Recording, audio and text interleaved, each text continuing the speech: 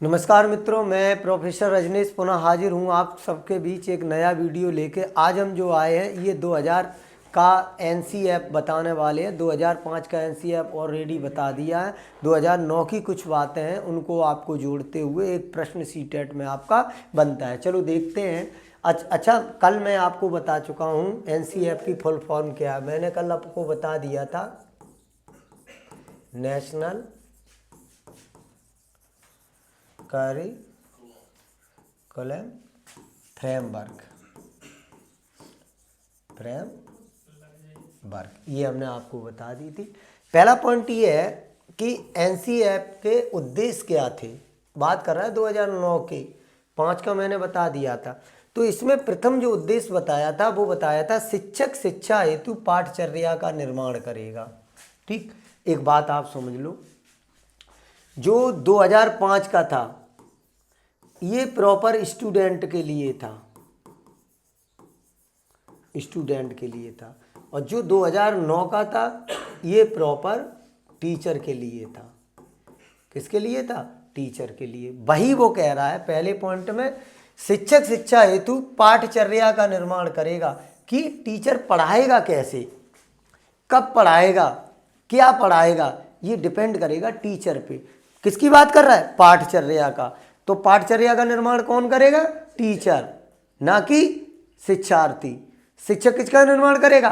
पाठचर्या का। चलिए दूसरा देखते हैं।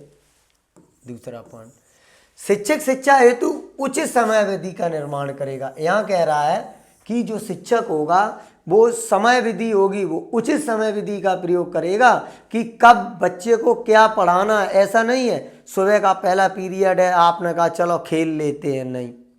पहले पीरियड में हमें हिंदी ही पढ़ानी है, दूसरे पीरियड में मैथ ही पढ़ाना है या इंग्लिश पढ़ानी है, तीसरे पीरियड में इंग्लिश या मैथ, और चौथे पीरियड में ऐसा पढ़ाया जाए जिससे बालक में कम बोरियत आए। चलिए तीसरा देख लेते हैं, शिक्षक की योग्यता एवं गुणों का विकास करना। एनसीएफ 2009 कहता है कि शिक्षक कैसा हो? योग्य होना चाहिए, है ना। कहने का मतलब है उनके गुणों का विकास कर होना चाहिए। मतलब जो शिक्षक हो ऐसा ना हो, अनट्रेंड ना हो। यहाँ ट्रेंड टीचर की बात कर रहा है। किसकी बात कर रहा है? ट्रेंड टीचर की। अर्थात वो टेट या सीटेट पास होना चाहिए। फिर शिक्षक शिक्षा का क्रमबद्ध प्रस्तुतिकरण।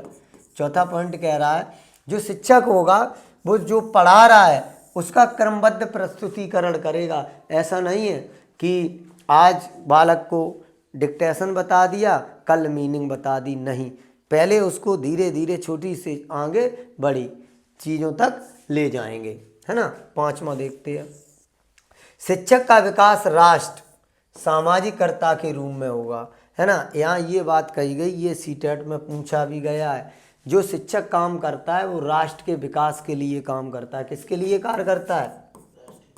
राष्ट्र के विकास के लिए कार्य करता है ना। दूसरा, सामाजिक कार्यकर्ता के रूप में कार्य करता है। किसके रूप में कार्य करता है? सामाजिक कार्यकर्ता के रूप में।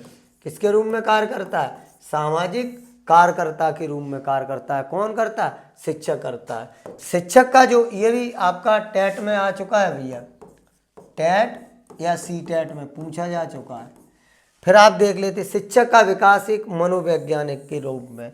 शिक्षक को मनोवैज्ञानिक भी माना जाता है। टेट ऑब्लिक सी टेट दोनों में पूछा जा चुका है।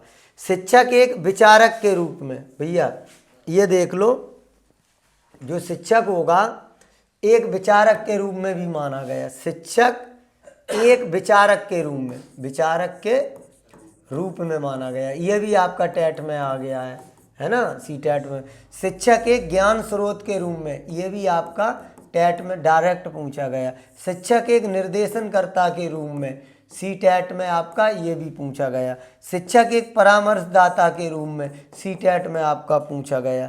शिक्षक एक सुविधादाता के रूप में, सी टेट में आपके पूछा गया है डायरेक्ट। तो कह सकते हैं यहाँ पर शिक्षक का जो विकास होता है मनोवैज्ञानिक के रूप में होता है, विचारक के रूप में होता है, ज्ञान स्रोत के रूप में होता है, निर्देशनकर्ता के रूप में होता है, परामर्शदाता के रूप में होता है, और सुविधादाता के रूप में होता है। शिक्षक के इतने रूप होते हैं। चलिए अब देख लेते हैं अप्रत्यक्ष उद्देश्य क्या है।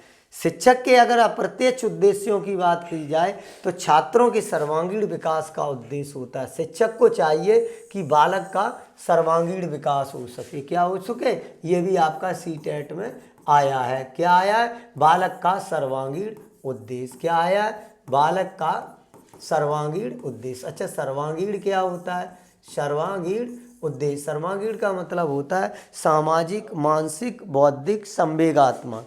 क्या क्या हो गया, सामाजिक, मानसिक, बौद्धिक। सर्वांगीण का क्या मतलब है, सांवेगिक, सांवेगिक, मानसिक, मानसिक, बौद्धिक, है ना, और शारीरिक, शारीरिक, इन सब का क्या हो सके, विकास हो सके, है ना। इसी को कहा गया सर्वांगीण विकास। अधिगम प्रक्रिया को, जो अधिगम की प्रक्रिया है, जो टीचर पढ़ा रहा है उसको कैसा बनाए, प्रभावशाली बनाए, या अधिगम प्रक्रिया को सुगम बनाना। क्या बनाना, सुगम बनाना। अच्छा, सुगम क्या होता है बेटा, सुगम का अर्थ होता है बालक के अनुरूप। क्या हो गया, बालक के अनुरूप, है ना, बालक के अनुरूप हम क्या करेंगे, उसको पढ़ाएंगे। ठीक है, चलिए आप चाहो तो स्क्रीनशॉट ले लो, इसका स्क्रीनशॉट ले लो भैया। ठीक है, अब देखते हैं। अब नेक्स्ट क्या है, सामाजिक, ये तीसरा है, चौथा है, 5, 6 और 7 पॉइंट थे इसमें। अब देखो, सामाजिक अपेक्षाओं की पूर्ति का उद्देश्य। देखिए सबसे पहले प्रश्न ये उठता है, सामाजिक अपेक्षाएं क्या है। सामाजिक अपेक्षा का मतलब हुआ, हर व्यक्ति ये चाहता है कि जो टीचर हो मधुर वाणी का वक्ता हो, अपने विषय का वक्ता हो, अपने विषय का ज्ञाता हो, है ना। तो कहने का मतलब हमारे सामाजिक समाज क्या अपेक्षा करता है, हम वहाँ भेजेंगे तो हमारा बच्चा अच्छी शिक्षा ग्रहण करेगा, और अच्छी शिक्षा ग्रहण करके बड़ा होकर कलेक्टर बनेगा। क्या बनेगा, कलेक्टर बनेगा। यही बात है सामाजिक अपेक्षाओं का पूर्ति का उद्देश्य। बाल केंद्रित शिक्षा का, ये तो कई बार पूछा है। बाल केंद्रित शिक्षा का अर्थ ही बिना बोझ की शिक्षा, अर्थात बालक को केंद्र मानकर, बालक को केंद्र बिंदु मानकर सिखाया जाए, सिखाया जाए। भैया एक चीज़ और समझना, ये नहीं कह सकते हैं बालक को केंद्र मान के पढ़ाया जाए। हम लोग पढ़ाते नहीं हैं, पढ़ाना क्या हो गया, गलत हो गया। बालक को केंद्र बिंदु मान के सिखाया जाए, यही है बाल केंद्रित। पोषणीय विकास का उद्देश्य, तभी तो आपका ये मिड डे मील दिया जाता है। क्या दिया जाता है, मिड